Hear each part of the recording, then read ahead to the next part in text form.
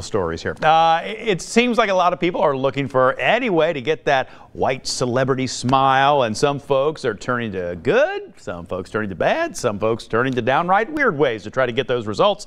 Here to separate a little fact from fiction is Dr. Brian Pope from Southwood, Paul and Pope Family Dentistry. Doctor, thanks for coming in. Thanks for having me. Appreciate it. So there are plenty of ways to whiten your teeth in a safe way, in an effective way, and let's start there. What are some of the best approaches to this? Mostly you want to use like white strips. We're a P&G town, so white strips are the tried and true. Yeah. Professional delivered whitening systems are good.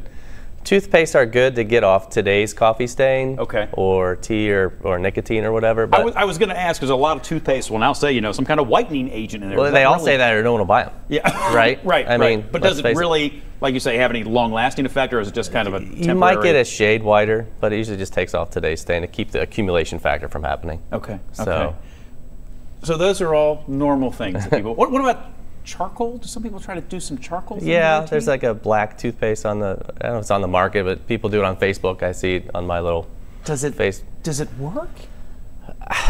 Jury's still out. I think kind of the same thing.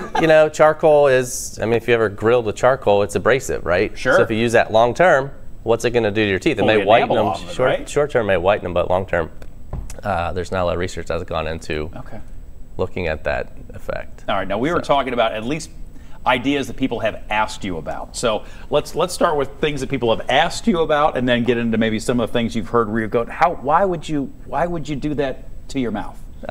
People use hydrogen peroxide. That's kind of an old school way to whiten their teeth. Okay. And that's not too crazy, because people will gargle with hydrogen peroxide a little bit, right? Yeah, that's acceptable. A little diluted there. People want to use lemon juice, which lemon juice will. How much lemon juice? It'll whiten your teeth, but it will also strip the enamel and cause a bunch of cavities. So it's kind of a Why would we do that? Why would we do that? Yeah, sure. So one person asked if they could use bleach. They thought bleach was the active. Straight up bleach. Yep. Like stuff that I would use to clean my t-shirts. Yep. They thought that was the active ingredient. And I said, let's not do that. That's not the good. That's not the good. I think that's great medical advice on your part. I think that's something that's probably well done. So don't use it on your laundry, but not. Do you have, when you get together with other dentists and you talk about these kind of things, have you heard any other stories where you're just like, no way, that can't possibly be real? Not so much with the whitening. Well, you were telling us another story that had nothing to do with whitening that made me go. Well, yeah, one of our patients decided to glue his partial in with the hot glue gun to reline it to make it fit better. So that was a fun day.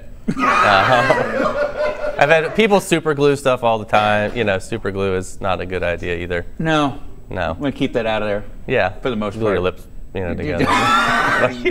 You don't want to prevent your mouth from opening and shutting.